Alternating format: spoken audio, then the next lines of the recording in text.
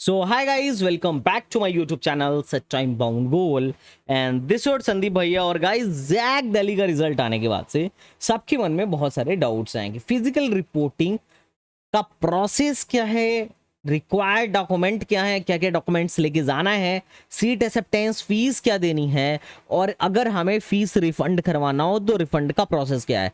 साथ में कई लोगों को कट ऑफ को लेकर डाउट है कि भैया कट ऑफ क्या गया है, और कई लोग अपने सीट अपग्रेडेशन के बारे में पूछ रहे हैं कि मुझे अभी ये सीट मिला है, अभी मेरी सीट अपग्रेड होगी या नहीं होगी, और कुछ लोगों को सीट अलॉट नहीं हुआ है तो उनको अभी क्या करना है, यही मैं डिस्कस करने आया हूं इस वीडियो के माध्यम से। तो पहले मैं आपको बता दूं, अगर आप जैक दिल्ली में बैठे हो तो प्लीज यार वीडियो को लास्ट तक देखना, because it's a very important video for you. अगर एक भी चीज छूट गया या एक भी आपने गलती करा तो मोस्ट प्रॉब्ली आपको वहां परेशानी हो सकती है सेंटर पर जब आप फिजिकल रिपोर्टिंग के लिए जाओगे। तो इस वीडियो को समझ लो, ये वीडियो देखने के बाद किसी और की वीडियो देखने की जरूरत नहीं पड़ेगी। अगर उसके बाद भी अगर आपके मन में कोई डाउट रह गया हो तो कमेंट बॉक्स में पिन कर देना। I would like to I will try to answer you, और मोस्ट प्रॉब्ली मैं आंसर दे दूंगा बिकॉज ये थोड़ा सा सीरियस मामला है। तो मैं तो कहूंगा भैया जैक दिल्ली वालों फटाफट इस वीडियो को लाइक कर दो और अपने दोस्तों के साथ शेयर करो। अब रही बात कट ऑफ की, तो कट ऑफ हम डिस्कस कर लेंगे। कट ऑफ के बारे में कोई परेशानी वाली बात नहीं है। पहले हम देखते हैं जिनको मिला है उनको क्या करना चाहिए। जिन लोगों को सीट मिली है, सबसे पहले आप गूगल पे जाओगे। गूगल पर जाने के बाद से आप फटाफट रजिस्टर कर लोगे, मतलब फटाफट लॉग इन कर लोगे जहां से आप लॉग इन करते हो। ठीक है, लॉग इन करने के बाद से आप सीट अलॉटमेंट में देखोगे तो आपको कुछ सीट अलॉट हुआ होगा। आप सीट अलॉटमेंट के बाद सबसे जो पहला आपको काम करना है वो सीट अलॉटमेंट के बाद आपको क्या करना है, सबसे पहले आपको सीट एक्सेप्टेंस फीस पे करनी है। अब सीट एक्सेप्टेंस फीस कितना पे करना है, 95,000 95,000 एसबीआई के पेमेंट गेटवे से करना है। मतलब आपको सीट अलॉट हुआ, अब आपको फीस पेमेंट करना है। अब फीस पेमेंट करना है, फीस पे करने का ऑप्शन यहां से आपको आ जाएगा। अब फीस सिर्फ और सिर्फ ऑनलाइन पे होगा। आपको कोई भी ऐसा नहीं है कि चेक या फिर आप डीडी लेके वहां पहुंच गए अपने कॉलेज में, ऐसा नहीं करना है। फीस पे करने के बाद से, जब आप फीस पे करते हो तो फीस पे करने के बाद से आपको ऑप्शन मिल जाता है, फीस पे करने के बाद से आपको ऑप्शन मिलता है अपग्रेडेशन के लिए फ्रीज या फ्लोट करने का। तो आपको सिंपल से क्या करना है, पहले फीस पेमेंट करना है और फ्लोट ऑप्शन चूज करना है। फ्लोट किनको चूज करना है, जिनको अभी इससे बेटर ब्रांच चाहिए। और अगर आप अपने ब्रांच या कॉलेज से सेटिस्फाइड हो तो आपको फ्री चूज करिए, और अगर आपको इससे बेटर ऑप्शन चाहिए, अगर आपको इससे बेटर कॉलेज चाहिए तो आपको फ्लोट चूज करना है। मैं जनरली फ्लोट चूज करने का ही सजेशन देता हूं, क्योंकि अगर अभी मान लो आपको डीटीयू का सिविल मिला है तो कल हो सकता है डीटीयू का इलेक्ट्रिकल मिल जाए, अपग्रेडेशन में आप रखो और लास्ट तक अपग्रेडेशन में आपको जाना है। जितने भी राउंड होते हैं उसके अपग्रेडेशन में आपको जाना है, ये बात आपको ध्यान में रखना है। अब चलो हम थोड़ा सा आगे बढ़ते हैं। अब जब आपका क्या हो गया, अब जब आपने सीट पेमेंट कर दी तो वहां पे आएगा अलॉटमेंट लेटर डाउनलोड करने का ऑप्शन। जब खोलोगे वहां तो डाउनलोड अलॉटमेंट लेटर, उसको आप डाउनलोड कर लो। पहला अलॉटमेंट लेटर डाउनलोड कर लो। दूसरा, जो आपने फीस पेमेंट की है उसको भी आप डाउनलोड कर लो। तो अलॉटमेंट लेटर और फीस, वहां से आप दो चीज डाउनलोड कर लो। ठीक, अब आपका क्या है, अब आपको करनी है फिजिकल रिपोर्टिंग। फिजिकल रिपोर्टिंग कहां करनी है, आपके अलॉटेड इंस्टीट्यूट में करनी है। अब अलग अलग डेट है अलग लोगों के लिए। अब जैसे ओबीसी कैटेगरी जिनकी रैंक 60,000 तक है, दिल्ली रीजन के अगर लोग हैं तो 30 तारीख को उनको करना है, 30 तारीख को करना है। और दिल्ली रीजन के ईडब्ल्यूएस एससी और एसटी कैटेगरी के लोगों को भी करना है, 30 मतलब कल ही करना है। दिल्ली रीजन के ओबीसी कैटेगरी के ऐसे लोग जिनकी रैंक 6 मेन में 60,000 से ऊपर है, उनको 3 जुलाई को फिजिकल रिपोर्टिंग के लिए जाना है। ठीक है, अब ध्यान रखना फिजिकल रिपोर्टिंग का जो टाइम है, physical reporting and document verification का जो टाइम है वो 10 AM से लेके 4 PM तक है। मैं सारा डॉक्यूमेंट दे दूंगा, इसको अच्छे से आप पढ़ लेना, टेलीग्राम चैनल पे डाल दूंगा, आप टेलीग्राम चैनल पर बने रहो। ठीक है, यहां पर आपका फिजिकली डॉक्यूमेंट वेरीफाई होगा। कुछ बातें ध्यान रखनी है कि अगर आपने सीट एक्सेप्टेंस फीस नहीं जमा किया तो आपका सीट कैंसिल हो जाएगा। पहला, अगर आपने जमा भी कर दिया और अगर आप फिजिकल रिपोर्टिंग के लिए टाइम से नहीं गए तो भी आपका सीट कैंसिल हो जाएगा, ये भी बात आपको ध्यान रखना है। उसके बाद से सिंगल गर्ल चाइल्ड को 4 जुलाई को जाना है। आउटसाइड दिल्ली वाले सबको, general, OBC, EWS, SC, ST को 4 जुलाई को जाना है।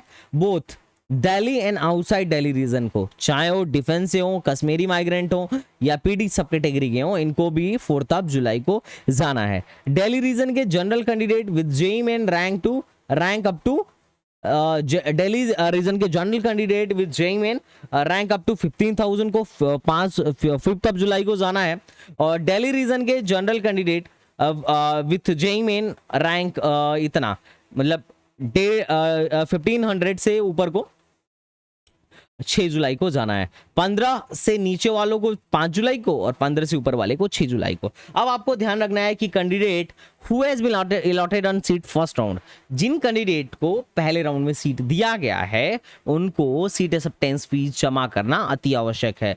और अगर आप जमा करने के बाद भी फिजिकल रिपोर्टिंग में फिजिकली रिपोर्ट नहीं करते हैं, अपने डॉक्यूमेंट को वेरीफाई नहीं करते हैं, तो क्या होगा, आपकी सीट कैंसिल हो जाएगी। तो डॉक्यूमेंट वेरिफिकेशन बड़ा ही ज्यादा इंपॉर्टेंट प्रोसेस है, घबराइए नहीं। अब आपके मन में हो रहा होगा कि क्या भैया मुझे अगर अगले राउंड में फिर से मेरी कोई सीट अपग्रेड हो, तो मान लो पहले राउंड में मैं डीटीयू में वेरीफाई करवा के आया हूं और दूसरे राउंड में एनएसयूटी मिल जाएगा, तो क्या फिर से वेरीफाई करवाना पड़ेगा? नहीं, फिर से वेरीफाई करवाना नहीं पड़ेगा और ना ही फिर से सीट एक्सेप्टेंस फीस देना पड़ेगा। मतलब सीट एक्सेप्टेंस फीस 95,000 आपको सिर्फ एक बार देनी है और एक बार ही आपको वेरीफाई करवाने जाना है और उसके बाद फाइनल रिपोर्टिंग के लिए जाना होगा। ठीक है, अब उसके बाद क्या होगा, seat freezing, online candidate login only. उसके बाद आपको क्या करना है, फ्रीज के लिए चूज करना है, फ्रीज या फ्लोट के लिए चूज करना है। अगर आप क्या है कि मतलब संतुष्ट हैं सीट से कि अब इससे बेटर मुझे कुछ नहीं चाहिए, तो आपको फ्रीज करवा लेना है। ठीक है, अगर आपको आगे अपग्रेडेशन नहीं चाहिए तो फ्रीज करवाना है,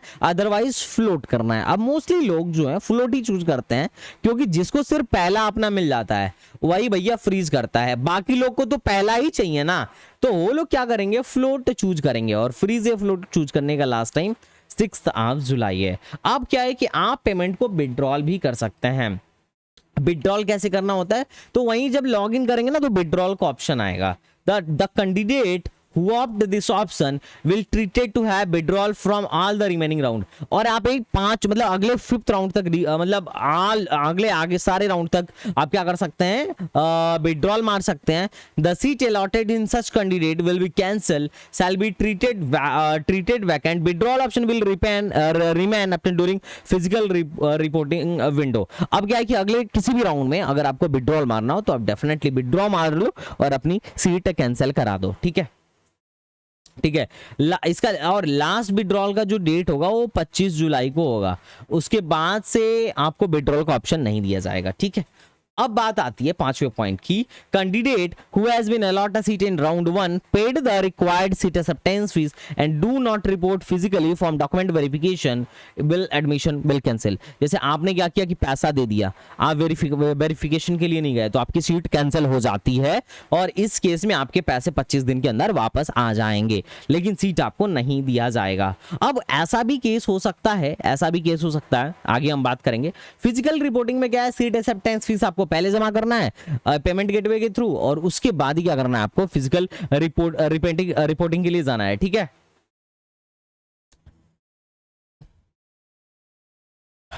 फिजिकल रिपोर्टिंग क्या है, अब फिजिकल रिपोर्टिंग में आपको फिजिकली अपने जो डेट बताया गया है उस डेट पर आपको अपने इंस्टीट्यूट में जाना है और इंस्टीट्यूट में जाने के बाद अपने डॉक्यूमेंट को एक डॉक्यूमेंट को वेरीफाई करवाना है और डॉक्यूमेंट आपको ऑर्डर में होने चाहिए। वहां पे जाना तो सारे डॉक्यूमेंट लेके जाना और एक ऑर्डर में लगा के देना। ठीक है, fee payment is successful then admission will be confirmed by the admission committee. पहले आपका फीस जमा होना चाहिए, उसके बाद डॉक्यूमेंट वेरिफिकेशन क्लियर होना चाहिए। आपका डॉक्यूमेंट वेरीफाई है या नहीं वेरीफाई है, इसको आप स्टेटस पे भी देख सकते हो, जो आपका पोर्टल है वहां से लॉगिन करके भी आप देख सकते हो। ठीक है, अब क्या होगा कि पहले आपको फीस जमा करना है, फिजिकल रिपोर्टिंग के लिए जाना है, सारी चीजों को एक एक को वेरीफाई करवाना है। जब से ये सारा काम हो जाता है तब आपकी सीट कंफर्म मानी जाएगी। अब वहां पे कई बार ऐसा होता है कि बच्चे जो होते हैं, कुछ बच्चे फीस नहीं जमा करते हैं और ये सोचते हैं कि यार ये वाली जो ब्रांच हमें मिली है वो अच्छी नहीं है, अगले राउंड में क्या पता इससे बेटर ब्रांच मिल जाए, तो पैसा अभी नहीं जमा करते हैं, पैसा हम अगले राउंड में जमा करेंगे। तो अगर आप ये सोच रहे हो तो आप गलत सोच रहे हो, क्योंकि अगर आप पहले राउंड में आपको सीट मिली है और अगर आप उसे नहीं लेते हो तो आपको काउंसलिंग से बाहर भगा दिया जाएगा और अगले 5वें किसी भी सब्सिक्वेंट राउंड में आपको बैठने नहीं दिया जाएगा। अब डायरेक्ट आप जाके स्पॉट में ही बैठ पाओगे। दूसरी बात, कुछ लोग ऐसे होते हैं जिनके साथ फर्जीवाड़ा हो जाता है, डॉक्यूमेंट या तो बन नहीं पाता है या फिर उन्होंने कुछ गलत डाल दिया होता है। जैसे मान लो उनका ओबीसी पुराना है और ओबीसी कोटे की सीट है, या कोई अदर स्टेट से था और गलती से होम स्टेट डाल दिया, तो ऐसे ही लोगों के साथ क्या होता है कि इनकी सीट कैंसिल कर दी जाती है और इनको एज ए जनरल कैंडिडेट बना के आगे बढ़ा दिया जाता है। वो सेकेंड राउंड में जा सकते हैं, ठीक है, लेकिन उनकी सीट कैंसिल हो जाती है और उनके पैसे वापस हो जाएंगे। तो अब क्या है कि अगर कोई भी डिफिशियंसी आती है तो ये आपको ठीक करना है। अगर आपके डॉक्यूमेंट में कोई भी डिफिशियंसीज आ रही हैं तो आपको ही ठीक करना है और विद इन द टाइम ठीक करना है। अगर आप टाइम से पहले ठीक नहीं कर रहे हो तो आपकी सीट कैंसिल हो जाएगी, इस बात का ध्यान रखिएगा, ठीक है। ओके, अब बात आती है रिक्वायर्ड डॉक्यूमेंट क्या है, क्या क्या डॉक्यूमेंट लेके जाना है। तो कैंडिडेट को must bring the original and self attested copies. आपको ओरिजिनल लेके जाना है और उसके साथ साथ उसका फोटोकॉपीज भी करवा लीजिएगा कई ठे, और उसको सेल्फ अटेस्ट कर लीजिएगा, मतलब अपना नाम लिख दीजिएगा, सिग्नेचर कर दीजिएगा। जैसे मेरा नाम संदीप विश्वकर्मा है तो मैं हर एक जो फोटोकॉपी होगा उस पर नाम लिख दूंगा, ठीक है।